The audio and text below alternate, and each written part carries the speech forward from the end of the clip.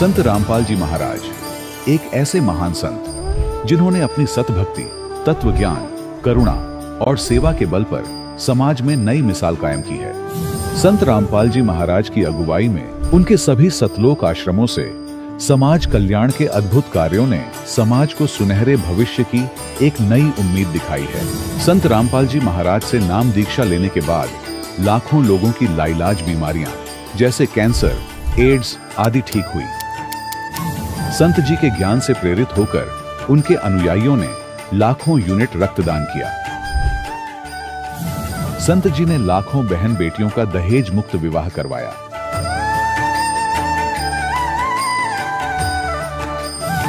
संत जी ने लाखों लोगों का नशा छुड़वाया, करोड़ों उजड़े परिवार बसे। संत जी के आश्रमों में समागम के दौरान निःशुल्क नेत्र चिकित्सा, दंत चिकित्सा प्रदान की जाती है।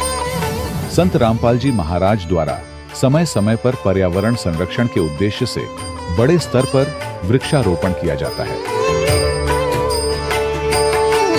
संत जी ने जरूरतमंदों को तत्काल राहत पहुंचाने के लिए एम्बुलेंस सेवा शुरू की। संत जी अपने अनुयायियों को देहदान के लिए प्रेरित करते हैं, जिससे मानवता की सेवा और चिकित्सा क्षेत्र में सुधार हो सके। संत रामपाल जी महाराज के सभी आश्रमों में हर रोज निःशुल्क भंडारा आयोजित किया जाता है, जहां हर वर्ग, हर जाति और हर धर्म के लोग एक साथ बैठकर भोजन करते हैं।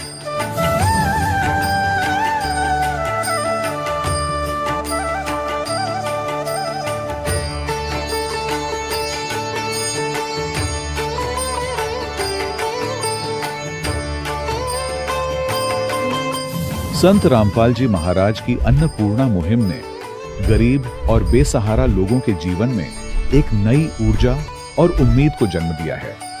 घर घर खाद्य सामग्री और जरूरी मदद पहुंचाकर संत रामपाल जी महाराज ने लोगों को दुख और मजबूरी से लड़ने की ताकत प्रदान की है।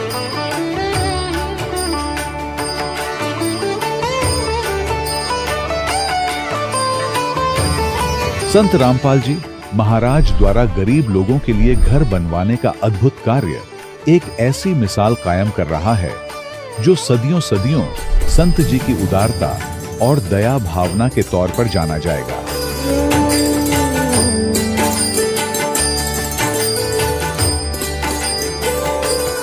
संत रामपाल जी महाराज के आश्रम में हजारों बुजुर्गों को सम्मान और प्यार के साथ जीवन जीने का अवसर मिलता है।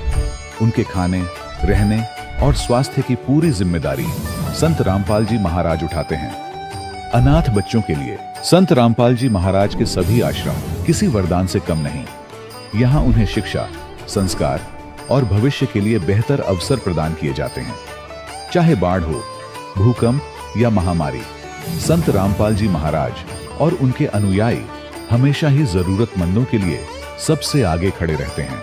कोविड महामारी के दौरान संत रामपाल जी महाराज के आश्रमों से करोड़ों लोगों के लिए भोजन, दवाइयां और जीवन रक्षक सामग्रियां उपलब्ध कराई गई। चाहे गरीब की मदद हो या किसी शोषित और पीड़ित वर्ग के हक और सम्मान की लड़ाई, संत रामपाल जी महाराज ने हमेशा ही उनकी दबी आवाज को सरकारों तक पहुंचाया है और उन्हें उचित न्याय दिलवाने में अहम भूमिका अदा की है। समाज में आध्यात्मिक और सामाजिक मूल्यों के प्रति जागरूकता लाने में संत रामपाल जी महाराज हर कदम पर मानवता के सच्चे सेवक साबित हुए हैं। संत रामपाल जी महाराज का जीवन हमें सिखाता है कि सच्ची सेवा वही है जो निस्वार्थ भाव से की जाए। आइए हम भी इस महान सेवा के कार्य में इस महान संत से जुड़ें और संत रामपाल जी महाराज से नाम दीक्षा लेकर अपने जीवन को धन्य बनाएं।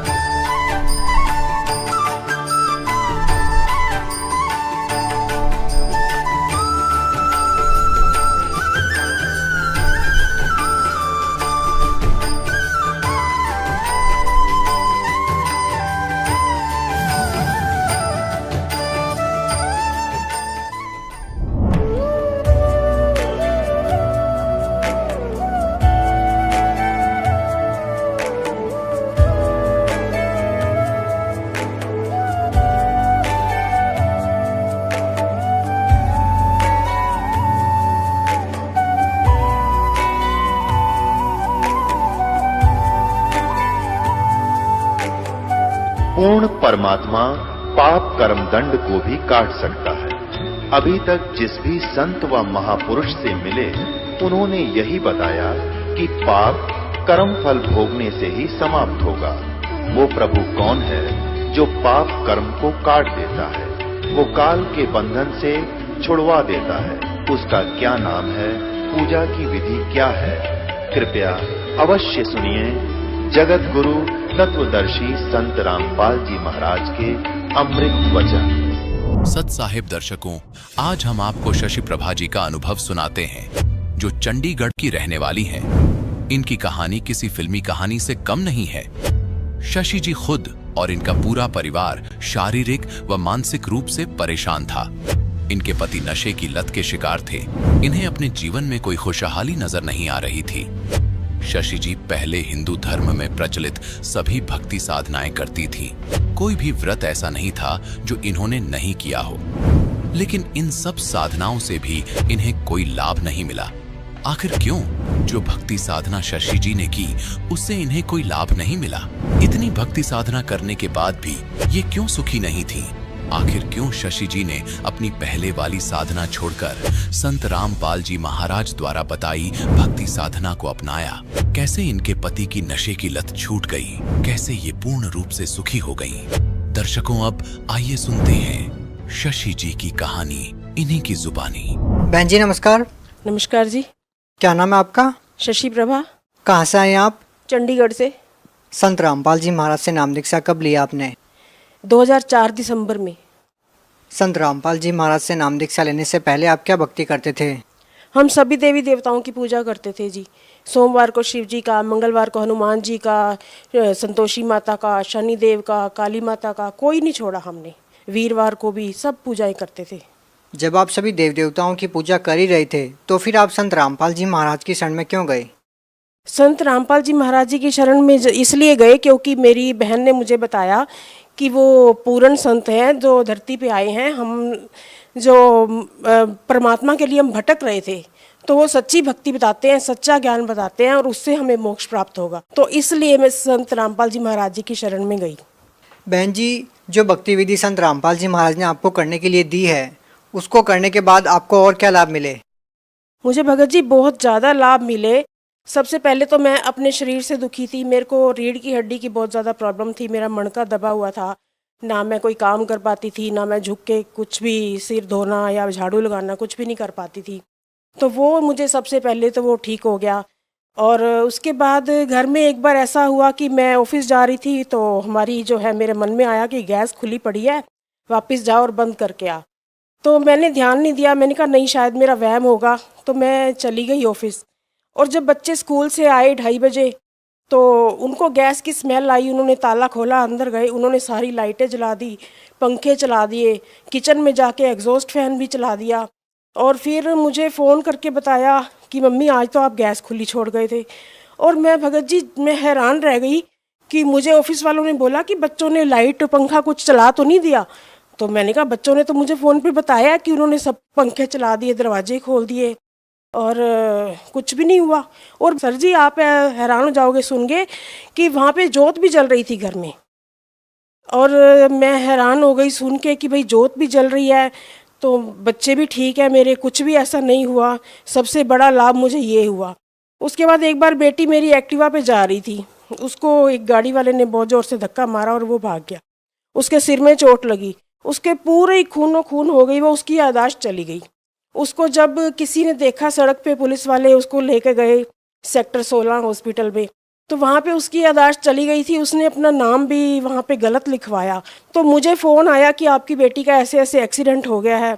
और मैं जब भाग के वहाँ पे पहुँची ऑटो करके, तब तक आधा पौना घंटा बीत चुका था, उसकी याददाश्त वापस नहीं आई थी। और मैं रास्ते में परमात्मा को पुकारती गई, नाम चलाती गई। मैंने कहा हे बंदी छोड़ सतगुरु रामपाल जी महाराज, कल मैंने सत्संग में आना है, तो आप हमें ज़रूर बुलाना, मैंने आना ही आना है। बेटी को आपने ठीक करना है, आपकी बेटी है। तो जब मैं वहाँ पहुँची, मैंने बेटी को देखा, मैंने उसको बोला बेटे नाम चलाओ, जो हमें बंदी छोड़ सतगुरु रामपाल जी महाराज जी ने नाम दिया हुआ है वो नाम चलाओ। तो उसकी एकदम याददाश्त वापस आ गई। उसको याद आ गया कि हाँ ये मेरी मम्मी है, हमें नाम लिया हुआ है हमने। तो उसने भगत जी नाम चलाना शुरू किया और वो उसको ओटी में लेके गए। डॉक्टर ने बोला कि इसके सारे बाल कटेंगे यहाँ से और इसको स्टिच लगेंगे। तो जब वो ओटी में लेके गए, उन्होंने नाई बुला लिया बाल काटने के लिए, और बेटी रोई जा रही थी कि मुझे बाल नहीं कटवाने। तो मैंने उसको बोला तू सिर्फ नाम चला, परमात्मा पे छोड़ दे, बंदी छोड़ सतगुरु रामपाल जी महाराज पे। तो फिर जब वो अंदर गए ओटी में, नाई भी बुला लिया उन्होंने, स्टिचेस का सामान भी बुला लिया।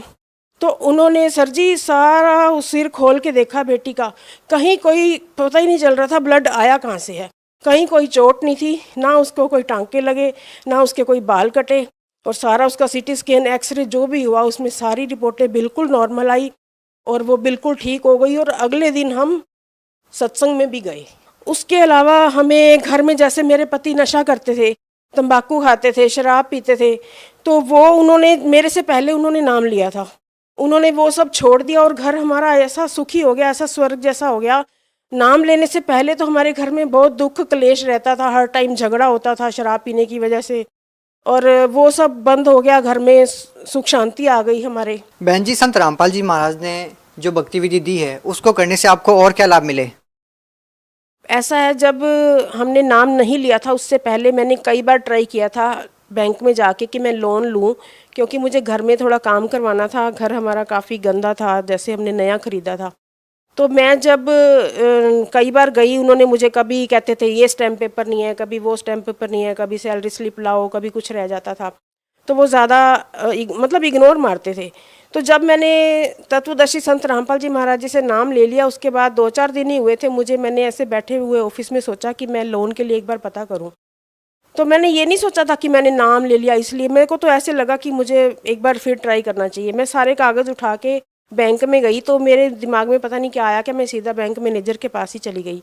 तो मैंने कहा सर मुझे ऐसे ऐसे लोन लेना है, तो देखिए मुझे बड़ी प्रॉब्लम आ रही है, यहाँ पे कोई ध्यान नहीं दे रहा।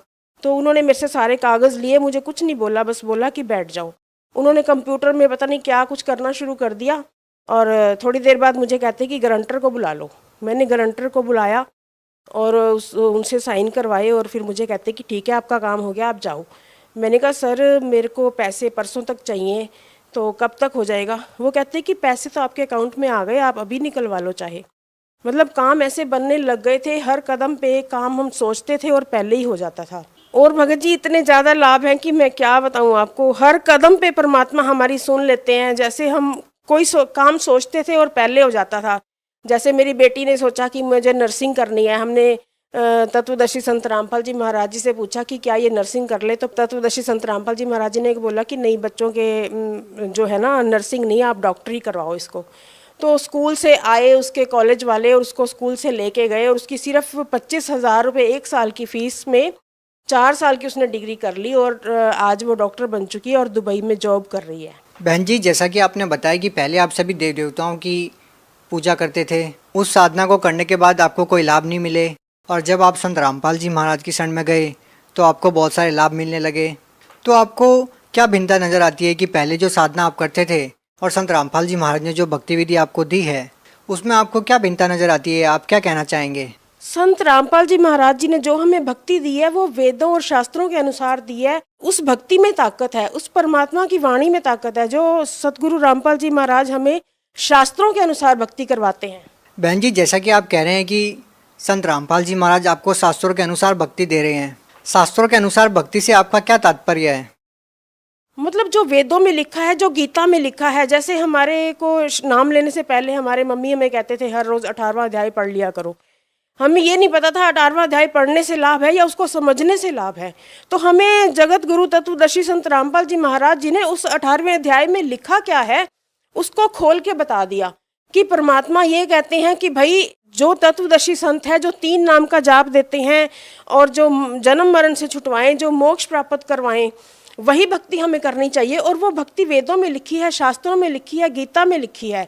बाकी जो संत हैं वो कुछ भी बोलते हैं, कोई राम की कहानी सुना देता है, कोई कृष्ण की सुना देता है, लेकिन हमें मोक्ष तो इसी भक्ति से मिलेगा ना, जो परमात्मा हमें शास्त्रों के अनुसार बताते हैं, बंदी छोड़ सतगुरु रामपाल जी महाराज।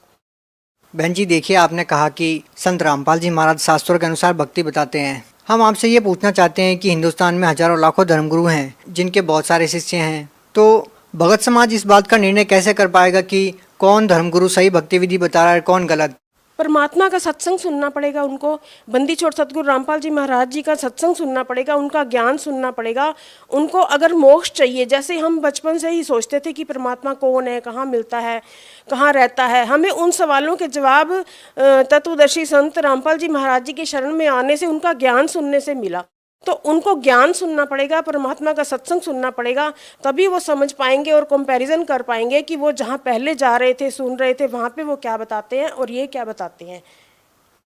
बहन जी, अगर हम बात करें संत रामपाल जी महाराज की, तो संत रामपाल जी महाराज के बारे में ये भी कहा जाता है कि संत रामपाल जी महाराज देवी देवताओं की भक्ति छुड़वाते हैं।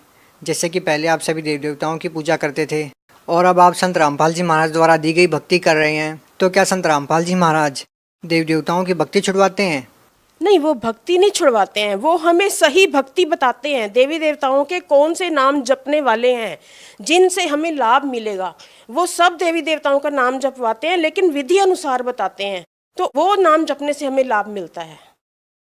बहन जी, जैसे कि हम देखते हैं कि आपने बहुत सारी अलग अलग प्रकार की साधनाएं की, आपने व्रत उपवास भी किए, आपने कठोर साधनाएं भी की। ऐसे हिंदुस्तान में बहुत सारे लोग हैं जो अलग अलग प्रकार की साधनाएं करते हैं। तो बहन जी, आपको वो भक्ति करने से कोई लाभ नहीं मिला, तो आप उन लोगों को क्या कहना चाहेंगे जो लोग आज भी उस भक्ति विधि में आरूढ़ है? सब समाज से हाथ जोड़ के विनती करना चाहती हूँ कि सबको ही परमात्मा की तलाश होती है, सबको ही मोक्ष चाहिए, सबको ही सुख चाहिए। तो तत्वदर्शी संत रामपाल जी महाराज जी की शरण में आए और उनका सत्संग सुने, परमात्मा का ज्ञान सुने, उसके बाद भी निर्णय कर सकते हैं कि क्या सही है और क्या गलत है। जी बहुत बहुत धन्यवाद। सत्साहिब दर्शकों, अभी आपने सुने संत रामपाल जी महाराज से दीक्षा प्राप्त करके सुखी हुए भक्त के अनुभव। अब देखिए जगत गुरु तत्वदर्शी संत रामपाल जी महाराज के मंगल प्रवचन। कहते निराकार था, फिर साकार बन गया सदाशिव। अब देखो सदाशिव कौन है? भगवान सदाशिव है वो मूर्ति। अर्वाचीन और प्राचीन विद्वान उन्हीं को ईश्वर कहते हैं।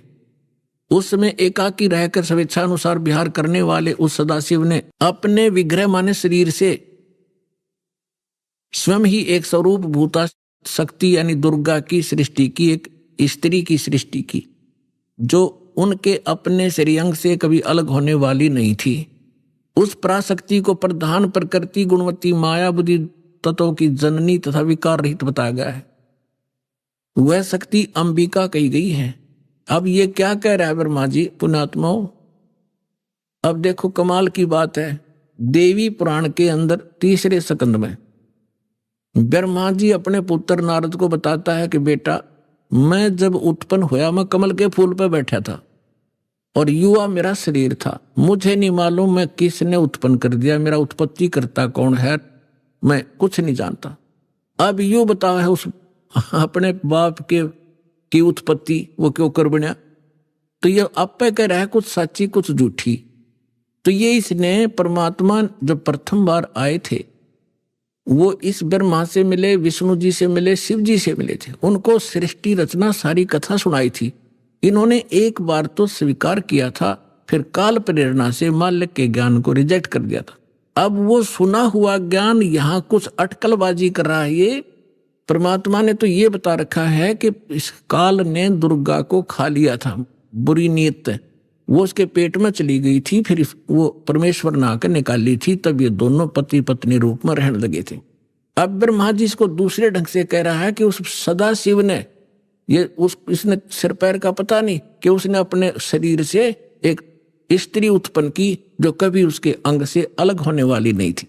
अब ये देखिएगा, उस समय एकाकी रहकर स्वेच्छानुसार विहार करने वाले सदाशिव ने अपने विग्रह से स्वयं ही एक स्वरूप भूता शक्ति की सृष्टि की जो उनके अपने श्रेयंग से कभी अलग होने वाली नहीं थी। वो कौन है? उस पराशक्ति को प्रधान भी कहते हैं। ये प्रधान शब्द राखियो याद, प्रकृति भी याद रखना। ये प्रधान और प्रकृति शब्द आपके श्रीमद् भगवद गीता के अंदर दास सिद्ध करेगा कि दुर्गा और काल के संयोग से ब्रह्मा विष्णु महेश की उत्पत्ति हुई। वहां युद्ध प्रधान और प्रकृति शब्द है। तो ये समझना कौन है ये प्रधान? ये कह रहे हैं उसी को प्रधान प्रकृति गुणवती माया बुद्धि तत्वों की जननी तथा विकार रहित बताएगा। वह शक्ति अंबिका कही गई है। उसी को प्रकृति सर्वेश्वरी और त्रिदेव जननी। ओह, ब्रह्मा विष्णु महेश की माता, उनको उत्पन्न करने वाली, नित्य और मूल कारण भी कहते हैं। सदाशिव द्वारा प्रकट की गई यानी उसके शरीर से निकली हुई उस शक्ति के 8 भुजाएं हैं, अष्टंगी। 3 पुत्र अष्टंगी जाए, ब्रह्मा विष्णु शिव नाम धराए। 600 वर्ष पहले मालिक बता गए थे। आज हमारे ये पवित्र सदग्रंथ उसको सेकंड कर रहे हैं, समर्थन कर रहे हैं भगवान की वाणी का। और जिनको संस्कृत भी नहीं आवती है, ब्राह्मण कहा करते, और गुरुजी हमारे क्या जाने दानक जुला, वो समृद्ध थे, सब वो प्रत्येक चींटी तक की भाषा जानते, सब पशु पक्षियों की भाषा जानते हैं। और इन्होंने उसको रिजेक्ट करके डाल रखा था लाल को। अब संभालो पुण्यात्माओं, आपका कल्याण हो जाएगा।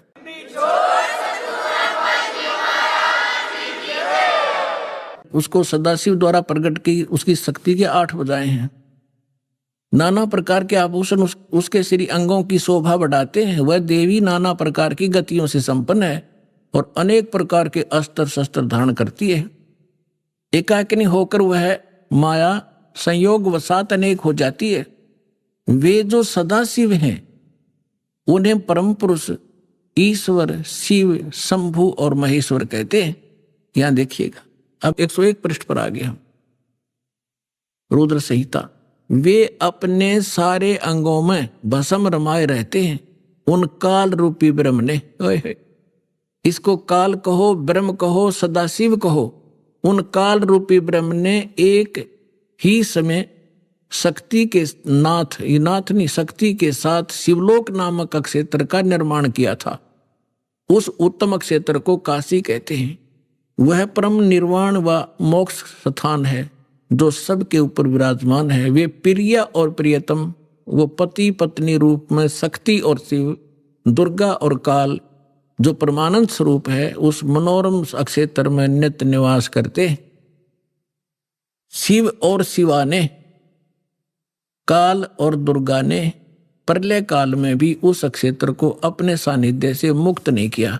अब यहां देखना, देवर से एक समय उस आनंद मन में रमण करते हुए शिवा और शिव के मन में, दुर्गा और काल के मन में, ब्रह्म के मन में यह इच्छा हुई कि किसी दूसरे पुरुष की सृष्टि करनी चाहिए, यानी कोई संतान उत्पन्न करनी चाहिए, जिस पर यह सृष्टि संचालन का महान भार रखकर हम दोनों केवल काशी में रहकर इच्छा अनुसार विचरें और निर्वाण धारण करें। इन्होंने ये सोचा कि वे एक पुत्र उत्पन्न करें और उसके हवाले सारा चार्ज दे दे, हम फिर आराम तरह करेंगे। देख, ऐसा निश्चय करके शक्ति सहित सर्वव्यापी परमेश्वर शिव ने अपने वाम भाग के 10वें अंग पर अमृत मल दिया। ये तटपट करनी थी, यानी उन पति पत्नी व्यवहार किया। फिर तो वहां से एक पुरुष प्रकट हुआ, एक लड़का उत्पन्न हुआ। ये देखिएगा 102 पृष्ठ पे।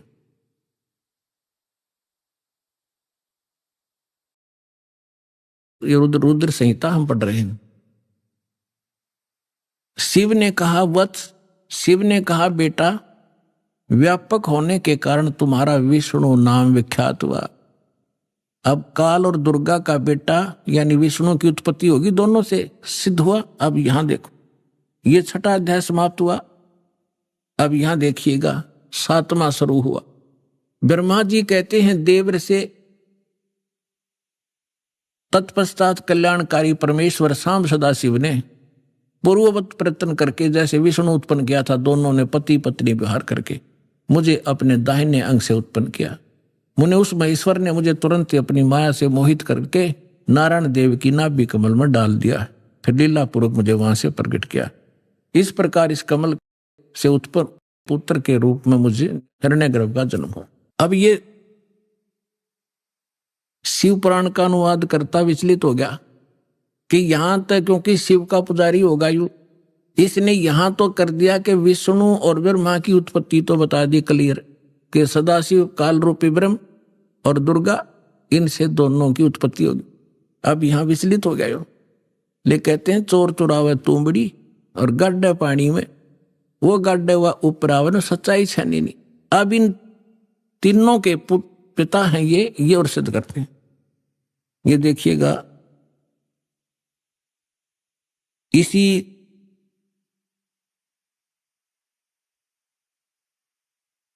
इसके 24 पृष्ठ पे आपको दिखाते हैं। ये विद्वेश्वर संहिता है। एक समय क्या होता है, एक समय ब्रह्मा और विष्णु जी का इस बात पर झगड़ा हो गया, युद्ध हो गया। ब्रह्मा जी कहने लगे मैं तेरा बाप विष्णु जी को, विष्णु जी कहने लगे मैं तेरा बाप, तो मेरी नाभि कमल से उत्पन्न हुआ। इन दोनों का झगड़ा हो गया। ये लंबी कहानी फिर बताएंगे। तो इनके पिता ने सोचा ये लड़का मरेंगे, उसने इनके बीच में एक लिंग खड़ा कर दिया, एक तेजो में पिलर, नीचे से बहुत लंबा चौड़ा। ये दोनों युद्ध करना बंद कर गए, उसके और छोर खोजने लगे। तब ये पहुंच गया अपने पुत्र शिव का रूप धारण करके, और फिर इनसे कहने लगा कि तुम ज्ञान देने लगा, समझाने लगा। तो इन्होंने फिर जो प्रश्न उत्तर किए वो सुनाते हैं, देखिएगा, इससे पता चलेगा ये कौन है। ये है विद्वेश्वर संहिता, संक्षिप्त शिव पुराण, और पृष्ठ नंबर 24 पे ये है ब्रह्मा जी और ये है विष्णु जी, ये बीच में इनका एक स्तंभ है। अब हम यहां आ जाते हैं 25 पृष्ठ पे। ब्रह्मा और विष्णु ने पूछा प्रभु, ब्रह्मा विष्णु फिर उसे वार्ता करने लगे काल से, सृष्टि आदि 5 कर्तों के लक्षण क्या है ये हम दोनों को बताइए। भगवान शिव बोले, ये काल बोला, काल रूपी ब्रह्म बोला, मेरे कर्तव्यों को समझना अत्यंत गहन है, तथापि मैं कृपा पूर्वक तुम्हें उनके विषय में बता रहा हूं। आगे देखो, हम अपने मतलब की पढ़ लेंगे। ये 26 नंबर पे आ गया। अब ये क्या कह रहा है काल अपने इन ब्रह्मा और विष्णु दोनों को, पुत्रो तुम दोनों ने तपस्या करके प्रसन्न हुए मुझ परमेश्वर से सृष्टि और सतिथि नामक 2 कृत प्राप्त किए।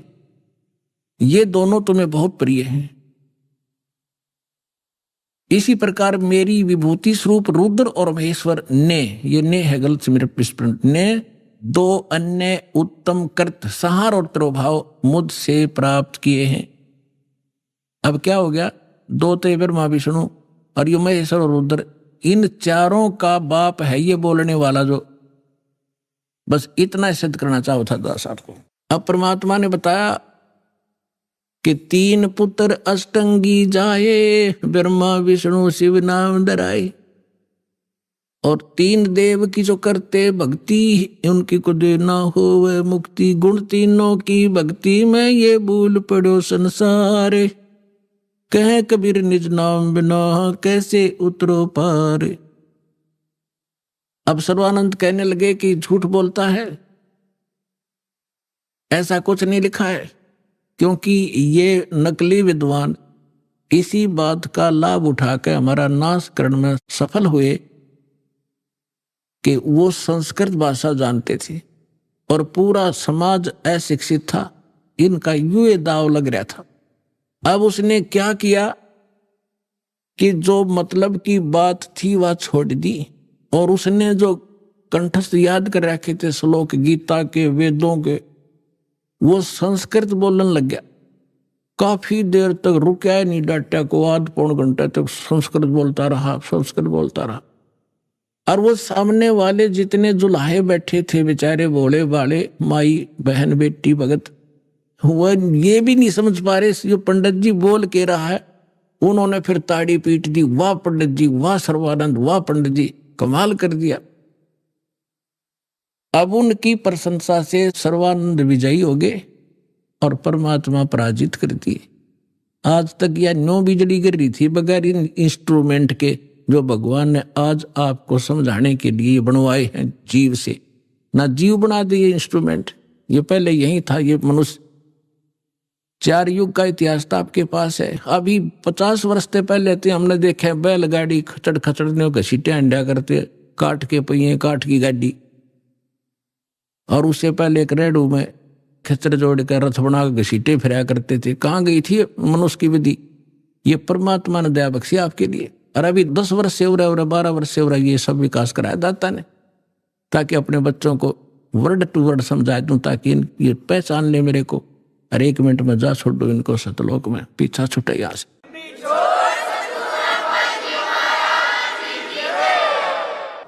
अब सर्वानंद फूल गया। भगवान की बात, उनको तो सिर्फ हार जीत चाहिए थी, भक्ति ना भगवान। तो परमात्मा बोले भाई ठीक है, सर्वानंद आप जीत गए, मैं हार गया, अब ठीक है जा तू अपने घर ने। कहने लगा से नहीं जाऊंगा, मेरी माँ ने कहा है कि लिख कर दे तू। परमात्मा बोले मैं तो अशिक्षित हूं, तू लिख ले, आप लिख लो, मैं अंगूठा ला दूंगा। हाँ ठीक है। उसने लिख लिया। शास्त्रार्थ में सर्वानंद विजयी हुए और कबीर जी पराजित हुए। परमात्मा का अंगूठा लगवा लिया और लेकर कागज ने चल पड़ा। अब वहां जाके उसकी माँ बोली रे भाई आ गया? कहाँ आ गया माँ? हो गया तुम्हारा शास्त्रार्थ? हो गया। 2 मिनट में हार गया। उसने जाते हार मान ली माँ मेरे से। तो उसकी माता जी ने कहा कि बेटा मैंने जो प्रार्थना की थी आपसे, कुछ लिखवा के लाया तू? कहा मैं कच्चा काम थोड़ा ही करता हूं, ये देख। माँ बोली बेटा पढ़ के सुना। अब उसने पढ़ा, शास्त्रार्थ में सर्वानंद हार गया, कबीर साहब विजयी हो गए। उसकी माँ बोली रे तू तो हार का रहे मूर्ख, अब पढ़ने लग रहा। ओहो माता जी ऐसा है ना, मैं कई दिन से शास्त्रार्थ में लगातार रात्रि में जाग रहा था, गलती से लिखा गया मेरे से उल्ट लिखा गया। अकजा अब के ठीक लिख ले तू। वो दूसरी बार फिर पहुंचा कि कबीर जी ऐसे है, मेरे से लिखने में कोई त्रुटि रह गई है, मेरी माँ नहीं मान रही है, फिर से लिखवाना पड़ेगा। अब फिर लिख लो पंडित जी, मेरा कौन सा अंगूठा किससे है, कितनी बार लवा ले। उसने लिख लिया खूब सूझबूझ से। शास्त्रार्थ में सर्वानंद विजयी हुए, कबीर जी पराजित हुए। परमात्मा ने अंगूठा ला दिया। वो फिर जाकर कहा कि ले माता जी सुनाऊं। पहले तो उसको ही भ्रम था कि शायद मेरे से गलत लिखा गया होगा। अब सुना बेटा, शास्त्रार्थ में सर्वानंद उड़ अटक गया। अब बोल आगे बोलता क्यों ना? नहीं बोला माँ कभी गलत लिखा गया है। तो शास्त्रार्थ में सर्वानंद हार गए, कबीर साहब विजयी हुए। उसमें फिर ये लिखा पाया, उसका फिर भ्रम रह गया कि माँ फिर लाऊं लिखवा कर। जा बेटा फिर लिखवा ला। अब तीसरी बार फिर परमात्मा बोले लिख लो, होगी लगी होगी चूक आपके, कोई बात ना। उसने फिर ऐसे लिख लिया और परमात्मा का अंगूठा लगवा लिया। अब जब उसने सोचा कि जब मैं बाहर पढ़ता हूं तो ये ठीक पावे है, और माँ के सामने जाता हूं इसमें यह के बिजली गिरे, तो बाहर से ही आंगन से ही उस पर नजर टिका ली। अपने घर में घुसने से पहले उस पर न्यू करता जा, कति न्यू डांट रहा नजर। अकमाता सुनाऊं सुना। उसके सामने अक्सर पलट गए, जैसे कंप्यूटर में पलट जाया करे। अरन्यों का न्यो पकड़ गया, बैठ गया कलेजा पकड़ के। उसकी माँ बोली रे बोलता क्यों ना, तेरी बोलती क्यों बंद होगी विद्वान, बोल क्या लिख रखा है इसमें। वह कागज हाथ तो छूट गया उसके। तो उसकी माँ बोली बेटा भगवान आए, तेरी बुद्धि भ्रष्ट हो रही है, ये 4 अक्षर सीख के और तू विद्वान पाक रहा है। जो ज्ञान उस परमात्मा का है तेरे पास तक कख भी नहीं बेटा। मैं तेरी भी कथा सुन रखी है, बहुत दिन हो गए। अब अपनी माँ के चरणों में पड़कर रोने लग गया। नो बोला माँ मैं तो घना नीच हूं। सचमुच जो वो बोल रहे थे सारी लिखी है पुराणों में, जो वो बतावे थे, और मैंने अहंकार वश कति नहीं मानी। तो माँ बोली बेटा मेरी आत्मा कह रही है तू इकलौता पुत्र है, और तू ऐसा बिरान माटी ऐसी दुर्गति होगी तो कुत्ते की नीम जागा। बेटा यह विदुता काम नहीं आवे, भगवान की शरण और वो मंत्र में काम करेंगे, मेरी आत्मा खुश हो जाएगी, तो नाम ले ले। न बोला माँ मेरे साथ चलो, मैं अब तो जाऊंगा, मैंने शर्म आवेगी। अब चल मैं तेरे साथ चलूंगी बेटा। जाके चरणा में डाल दिया कि परमात्मा तेरा बालक है, भूल होगी इससे और नाम दे दो। परमात्मा बोले कोई बात ना बेटा, हम तो सारे मेरे ही तो बच्चे हैं, जिस दिन ये मुझे पहचान लेंगे झगड़ा ही मिट जाएगा। तो इस प्रकार सर्वानंद का कल्याण हुआ।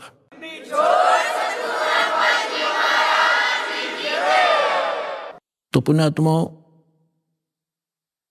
अब क्या समस्या आई? अब सर्वानंद विद्वान सब जाने बड़ा महापुरुष और सब वेदों का ज्ञाता सब हरा रखे उसने।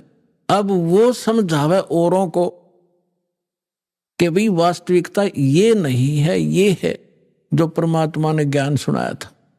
अब सर्वानंद की कोई नहीं माने, क्यों काल ने तुम्हारा जाल फैला रखा। और उसको जात तय घेर दिया ब्राह्मणा ने, पंडित होकर दानक का चेला हो गया। ज्ञान तो स्वीकार करना दूर रहा, उसका इतना विरोध कर दिया, लेकिन वो भगवान को पहचान चुका था। उसने समझ में आ गई थी कि जात तय कहते कुछ भी डाल दो, मेरा तो दाव लग गया। तो दोनों माँ बेटा ने भक्ति करी और अपना कल्याण करवाया। तो पुण्यात्माओं, ऐसे ही परमात्मा आपके पीछे पड़ा हुआ है। आपके पास कोई भगत मिला होगा, कोई पुस्तक लेकर गया होगा, किसी ने सीडी दी होगी, वो प्रेरणा अपने बच्चों के माध्यम से कहते करे कराव साइया मन में लहर उठा और दादो सिर जब दर जीव के आप बगल हो जा। परमात्मा कहते हैं गोता मारो स्वर्ग में और जा बैठू पाताल, गरीबदास ढूंढता फिर वो अपने हीरे मोती लाल। मैं रोत हूं सृष्टि को, सृष्टि रोए मोहे, और कह कबीर इस योग को कोई समझ नहीं सकता कोई। मैं तुम्हें रो रहा हूं कि तुम मेरे बच्चे हो, तुम काल के फंस गए हो, तुम्हारी यहाँ कितनी दुर्गति हो रही है, कोई मनुष्य जीवन में सुखी नहीं, अगले जन्म में क्या हालत होगी, कुत्ते और गधे की योनियों में आप जाओगे।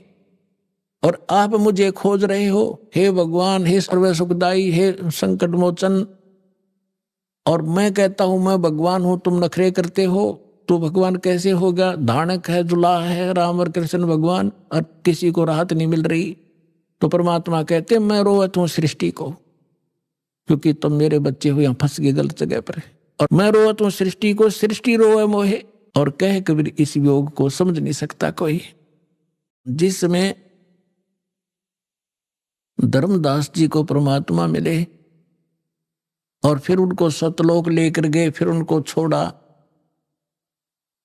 वापस अपने यथास्थान को दिखाकर अपनी वास्तविकता से परिचित करा के जब परमेश्वर ने धर्मदास जी को नीचे छोड़ा तो फिर वो समझ गए, क्योंकि सारी लीला मालिक ने की हुई थी।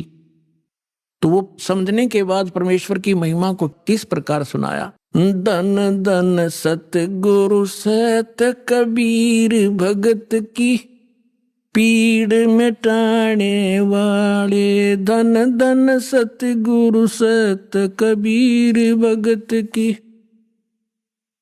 पीड़ मिटाने वाले भगत की, पीड़ मिटाने वाले भगत की, पीड़ मिटाने वाले। धन धन सतगुरु सत कबीर भगत की,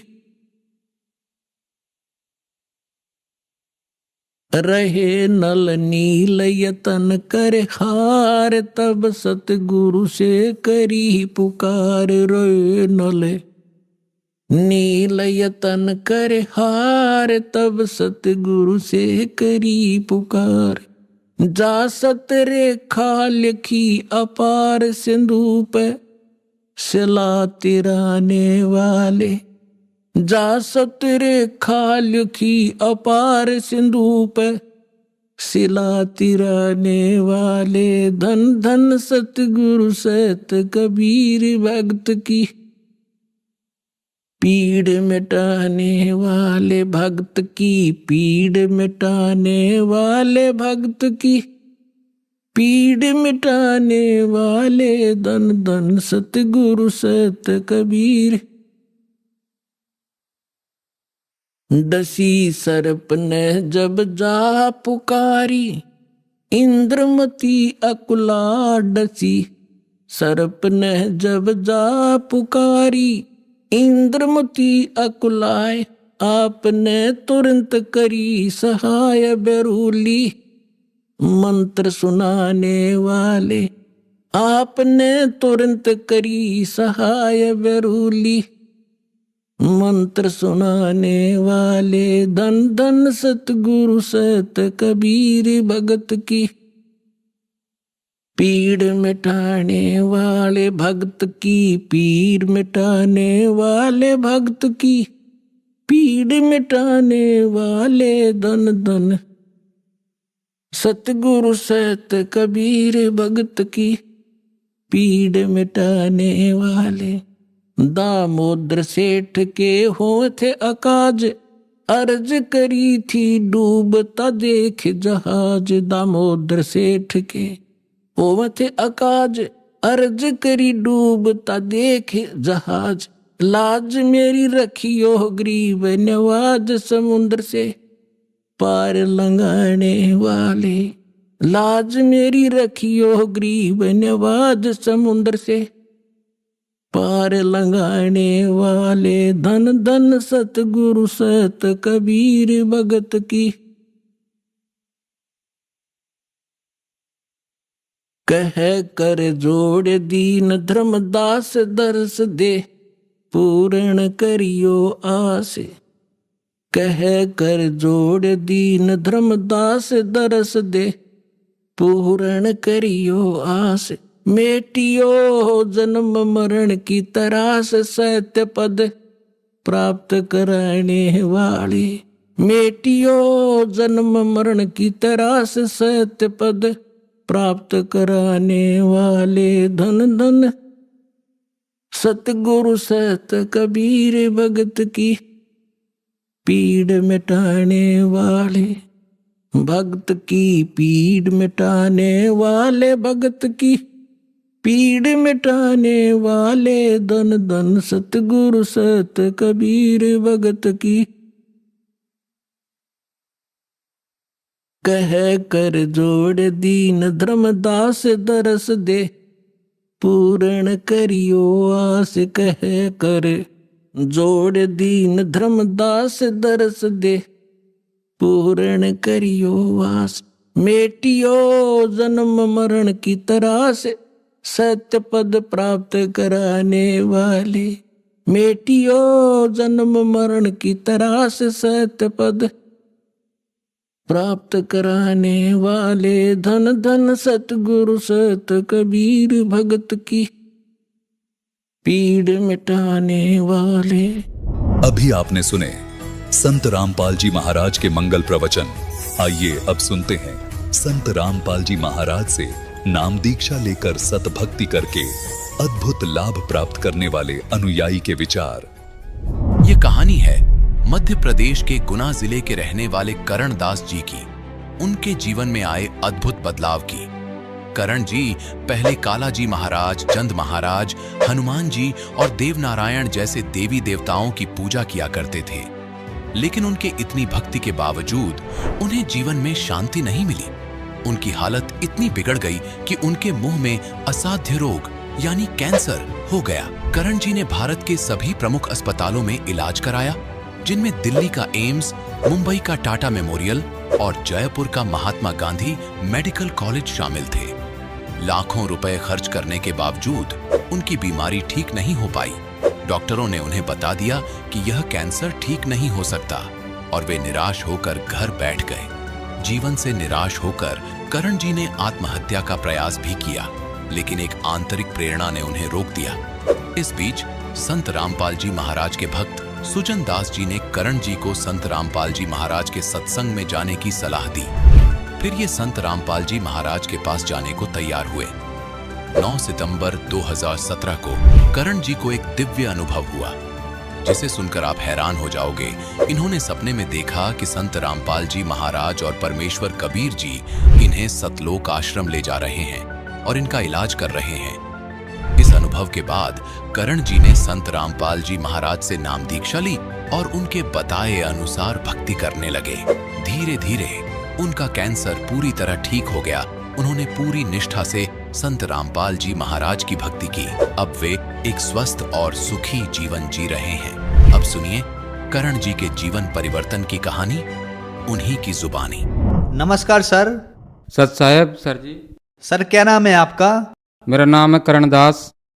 सर कहाँ के रहने वाले हैं आप? मैं गुना जिला मध्य प्रदेश का रहने वाला हूँ। सर संत रामपाल जी महाराज से नाम दीक्षा आपने कब ली? जी मैंने 24/12/2017 को संत रामपाल जी महाराज से नाम दीक्षा ली है।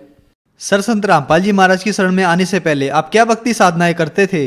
कि जो हम साधनाएं किया करते थे, कालाजी महाराज, जंत महाराज, भूत महाराज, प्रेत महाराज, हनुमान जी महाराज, तो देवनारायण महाराज, ऐसे मतलब वही जो पारिवारिक पूजा है पूर्व से चली आ रही, उसी पूजाओं को किया करता था। लाभ की जगह और मुंह में जो है असाध्य रोग हो गया था, कैंसर, जिसका मैंने पूरी दुनिया में इलाज कराया। सभी देवी देवताओं को यहाँ भी गया पर कहीं से भी रिलीफ नहीं मिला।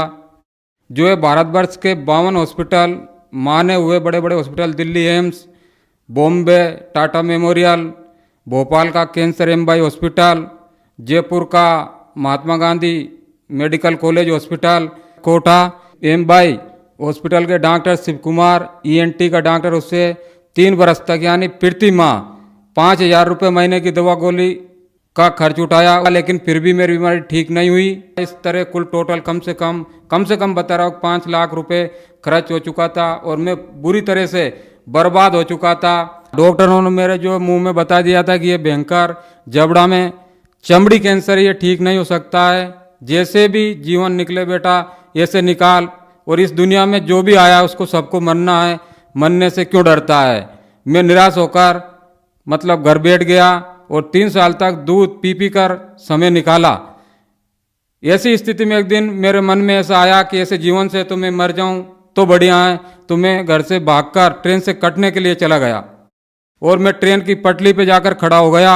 लेकिन अंदर से ऐसी प्रेरणा हुई कि अभी रुक जा, तुझे भगवान मिलने वाला है, और मैं वापस घर आ गया। कई बार मैंने एंडोसल्फान पीकर मरने का प्रयास किया और दुखी जीवन घर पे पड़ा रहकर जीता रहा। इसी के लिए मैं कम से कम हिंदू धर्म के जो तांत्रिक है उनके पास और मुस्लिम धर्म के जो तांत्रिक है उनके पास भी गया।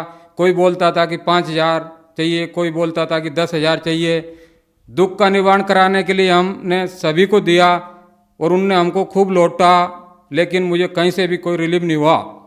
राजस्थान में जो है अटरू तहसील पड़ती है, यहाँ एक प्राचीन झाड़ोता गांव है, उसमें देवनारायण भगवान का मंदिर है। तो मैं गुर्जर समाज से बिलोंग करता हूँ। तो भारतवर्ष का पूरा गुर्जर समाज जो देवनारायण भगवान को विष्णु जी का अवतार मानते हैं और वो कहते हैं कि मतलब विष्णु जी सर्वोपरि है और इनके यहाँ जाने से सब दुखों का यानी रोगों का निवारण हो जाता है। तो मैंने उन लोगों की भी बात मानी। मैंने बोला था कि अगर देवनारायण भगवान आप विष्णु अवतार है और पूरा गुर्जर समाज आपको मानता है तो आप मेरे दुख का निवारण कर दो, मैं आपको 5 कुंटल घी में प्रसादी करूँगा, भंडारा करूँगा। लेकिन मेरा कोई रोग समाप्त नहीं हुआ। वहाँ से भी मुझे निराशा ही हाथ लगी। सर, आपने बताया कि जो भक्ति साधनाएं आप करते थे उनसे आपको कोई लाभ नहीं मिला, तो फिर संत रामपाल जी महाराज की शरण में आप कैसे आए? सदगुरुदेव जी संत रामपाल जी महाराज के भक्त ने एक दिन मुझे फोन करके बताया, तो आप एक जगह है यहाँ पर चले जाओ, मनोर थाना, संत रामपाल जी महाराज का नामदान केंद्र है, यहाँ से आप नाम दीक्षा ले लो तो आपकी बीमारी ठीक हो सकती है।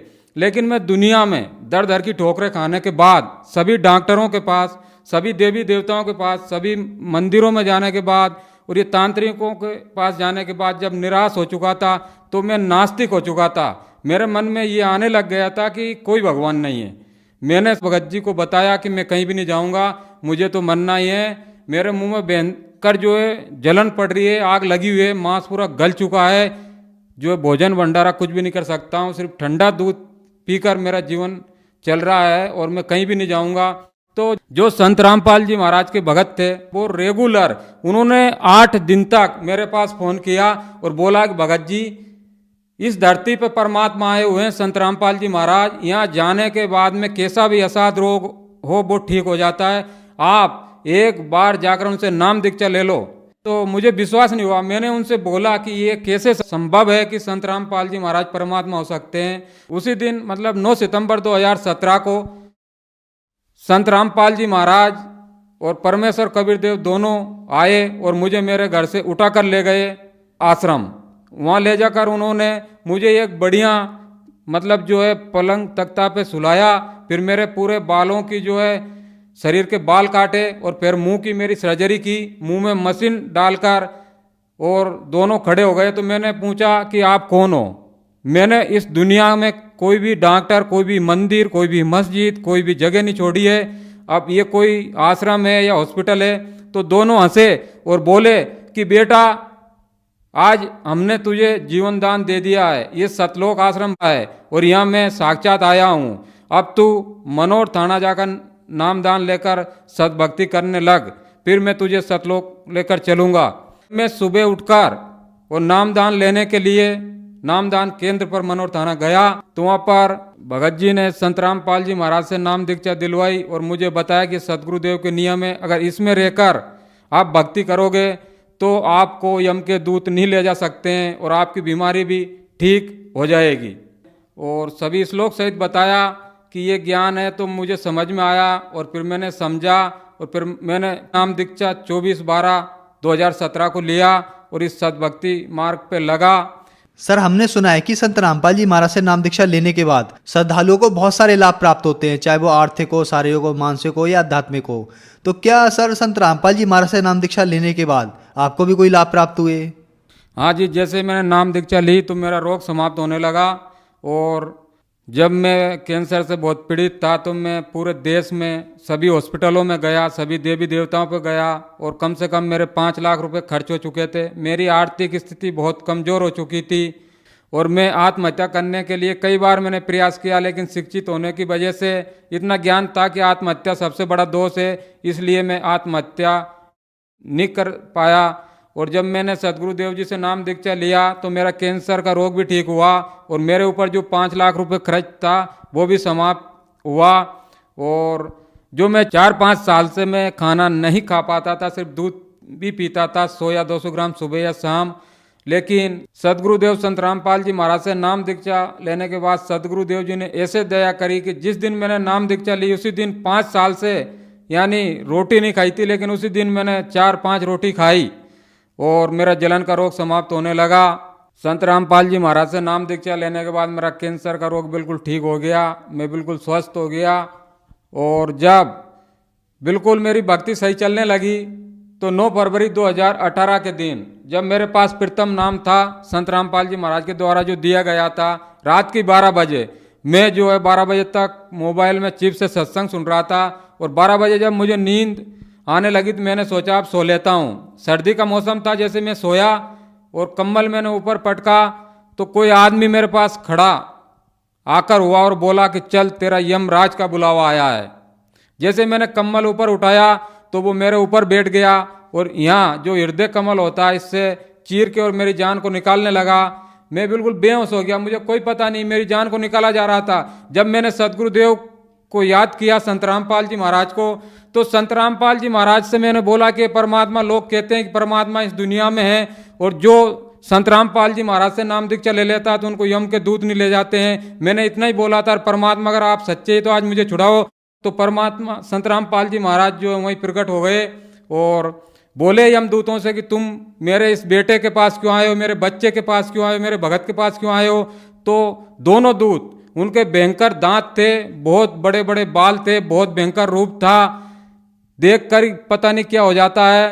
तो वो बोलने लगे, संत रामपाल जी महाराज के चरणों में पड़ गए कि ये परमात्मा, हमको पता नहीं था कि ये आपका भगत है। हमसे तो यमराज ने बोला था कि उसको लेकर आना, उसके श्वास खत्म हो चुके हैं। संत रामपाल जी महाराज ने बोला कि यमराज से बोल देना मैंने इस बच्चे की उम्र को बढ़ा दिया है, अब इस बच्चे के श्वासों को मैंने बढ़ा दिया है और अब मैं इस बच्चे को सद्भक्ति करा के सतलोक लेकर जाऊंगा और अगर आप परेशान किया तो मैं आप लोगों को बहुत दंडित करूंगा। तो दोनों हाथ जोड़कर बोले कि परमात्मा, हमारी क्या औकात है कि हम आपके भगत को ले जा सकते हैं। आज के बाद हम आपके इस भगत के पास कभी भी नहीं आएंगे। और इस तरह संत रामपाल जी महाराज ने मेरी जीवन रक्षा की। और एक दिन और मई के महीने में सदगुरुदेव मुझे संत रामपाल जी महाराज ऊपर लेकर गए, मेरे पास आए कि चल बेटा, मैं तुझे तेरे दादाजी से मिलाता हूँ। मेरे दादाजी की 2006 में निधन हो गया था कि चल तेरा दादाजी पितरलोक में पड़ा हुआ है। संत रामपाल जी महाराज मुझे विमान में बिठाकर और पितरलोक में लेकर गए और दरवाजा पे जाकर खड़े रह गए और बोले कि बेटा तू अंदर चला जा, उठाला वो है तेरा दादाजी। मैंने दादाजी को पहचान लिया, मैं अंदर गया तो दादाजी बड़े खुश हुए और बोले कि बेटा तू भी आ गया। मैंने बोला कि हाँ, मुझे मेरे सदगुरुदेव संत रामपाल जी महाराज यहाँ लेकर आए हैं, चलो आप उठकर बाहर चलो। जब मैं उनको उठाकर लेकर बाहर आ रहा था तो 2 दूत भाग कर आए और वो बोले कि कहाँ जा रहा, रुक, यहाँ से वो जीव जाता है जिस पे यमराज साइन कर देता है, बिना यमराज के दस्तखत से यहाँ से कोई जीव नहीं जा सकता है। तो एक दूत फिर भगा, एक इतनी बड़ी लाल डायरी लेकर आया खाता भाई जैसी और बोला कि इसका रिकॉर्ड देखते हैं। रिकॉर्ड देखा तो यमराज के उस पर साइन कंप्लीट थे। उसने बोला ले जा भाई, इसके साइन है, तेरे दादा को तू ले जा। तो और भी बहुत सारे डोकरे वहाँ पड़े हुए थे बूढ़े, जिनके एक एक हाथ दाढ़ी बधी हुई थी। उनने बोला यार बेटा हमको भी ले चल, यहाँ तो हमें भी यम के दूत यातनाएं देते हैं, दुख देते हैं, हम परेशान हैं, दुखी है इस लोक में। तो यमदूत बोले भाई आपको यहाँ से ये नहीं ले जा सकता है, यहाँ से तो अगर आपके परिवार में, आपके वंशज में कोई संत रामपाल जी महाराज से नाम दीक्षा ले और उनकी भक्ति करे तो ही वो ले जा सकता है। ये संत रामपाल जी महाराज का भगत थे, इसलिए अब इनको यहाँ से छोड़ा जा रहा है। जैसे ही मैं दादाजी को लेकर बाहर आया तो संत रामपाल जी महाराज वहीं खड़े हुए थे। सदगुरुदेव ने मेरे से बोला कि बेटा तू जो है तेरे गांव कर्मोदिया मृत लोक में पहुंच, मैं तेरे दादाजी को जो है किसी मेरे शिष्य यानी भगत के घर में मनुष्य जीवन दूंगा, और जैसे इनकी जबान खुलेगी तो सत साहेब के कर खुलेगी और इनको नाम दीक्षा तत्काल मिलेगी और इनको भी सतलोक लेकर चलेंगे। इस तरह परमात्मा ने कहा कि मैं मेरे सच्चे भगत की 101 पीढ़ी को पार कर देता हूँ। इस तरह संत रामपाल जी महाराज ने मेरे ऊपर तो दया करी, मेरा कैंसर का रोग भी ठीक हुआ और मेरे दादाजी पर भी दया करी जिनका निधन हो गया था सन 2006 में। और जो पूर्व में हम गलत साधनाएं करते थे, देवी देवताओं की पितर पूजा, छमासी 12 मासी पिंडदान आदि क्रियाएं हमारे दादाजी किया करते थे, इस कारण वो पितर लोक में पड़े हुए थे। पितर लोक जो नरक में आता है और वहाँ बहुत सारी यातनाएं भोग रहे थे, लेकिन संत रामपाल जी महाराज ने मेरे दादाजी के ऊपर भी दया करी और उन्हें मनुष्य जीवन दिलाकर और उनको भी अपने जीवन का जो है कल्याण कराने का अवसर सदगुरुदेव ने दिया। सदगुरुदेव संत रामपाल जी महाराज ने और बहुत सारी दया करी, 5 लाख का कर्ज भी अदा किया और सर्व सुविधाएं दी। कहने का मतलब आज अगर मुझे ज़रूरत होती है कि सुबह मुझे 5,000 की ज़रूरत है तो 5,000 की व्यवस्था हो जाती है, पता ही नहीं कहाँ से क्या हो जाती है। परमात्मा के यहाँ कहने का मतलब दुख भी समाप्त होता है और ये भौतिक सुख सुविधाएं भी बहुत जोर से मिलती है। संत रामपाल जी महाराज से मैंने नाम दीक्षा नहीं ली, इसके पहले मैं बहुत शराबी इंसान था। कम से कम एक दिन में 5,000 या 6,000 का शराब पी जाया करता था, जिससे भी मेरी जो है स्थिति बहुत खराब थी और सब लोग मेरे से दुखी थे। लेकिन आज जब संत रामपाल जी महाराज से नाम दीक्षा ली तो शराब तो दूर की बात है, लेकिन कोई अगर बीड़ी भी पीता है तो ये मानो कि 10 फीट दूर से ही बदबू आ जाती है, वहाँ खड़ा रहने का भी मन नहीं होता है। तो जो श्रद्धालु आज आपको देख रहे हैं वो भी किसी न किसी बीमारी से ग्रस्त हैं और ठीक होना चाहते हैं, तो क्या वो भी संत रामपाल जी महाराज से नाम दीक्षा लेने के बाद ठीक हो सकते हैं? उनके लिए आप क्या कहना चाहोगे? सिर्फ निवेदन कर सकता हूँ कि जो कैंसर पीड़ित है, क्योंकि मैंने कैंसर का रोग देखा है, मैंने दर दर की ठोकरें खाई है कि कैंसर का रोग एक इतना भयंकर रोग है कि मरीज जिसको कैंसर होता है वो तो दुखी होता ही, लेकिन उसका पूरा परिवार, पूरा रिश्तेदार, उसके पूरे मिलने वाले सब बहुत दुखी हो जाते हैं। परिवार की आर्थिक स्थिति बहुत खराब हो जाती है। डॉक्टर लूट मार करते रहते हैं, कहीं 1 लाख का ऑपरेशन, कहीं 2 लाख का ऑपरेशन, लेकिन बीमारी कहीं भी खत्म नहीं होती है। मेरा ऐसे दिन दुखी कैंसर पीड़ित सर्व समाज से, पूरे भारत से नहीं बल्कि पूरी दुनिया वालों से निवेदन है इस दास का कि इस दुनिया में परमात्मा आए हुए हैं संत रामपाल जी महाराज।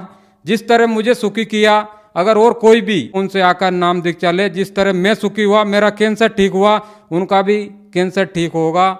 सर्व समाज संत रामपाल जी महाराज से नाम दीक्षा ले और अपने मनुष्य जीवन का कल्याण कराएं। सर, संत रामपाल जी महाराज से नाम दीक्षा कैसे ली जा सकती है?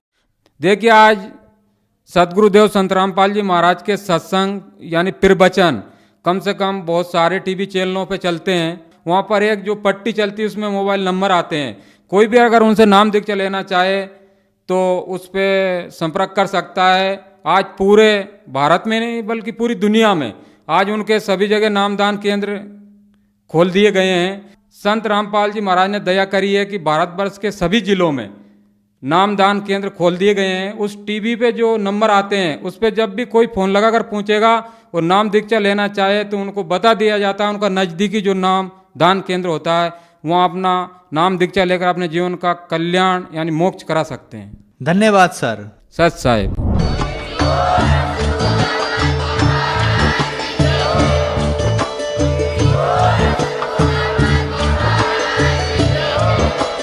आप सुन रहे थे जगत गुरु तत्वदर्शी संत रामपाल जी महाराज जी के मंगल प्रवचन। अधिक जानकारी के लिए विजिट कीजिए हमारी वेबसाइट www.jagatgururampalji.org। संत रामपाल जी महाराज जी के शुभ आशीर्वाद से पूरे विश्व भर में 500 से भी ज्यादा नाम दीक्षा केंद्र हैं, जिन पर संत रामपाल जी महाराज जी द्वारा ऑनलाइन निशुल्क नाम दीक्षा दी जा रही है। अपने नजदीकी नाम दीक्षा केंद्र का पता करने के लिए संपर्क करें 8222880541।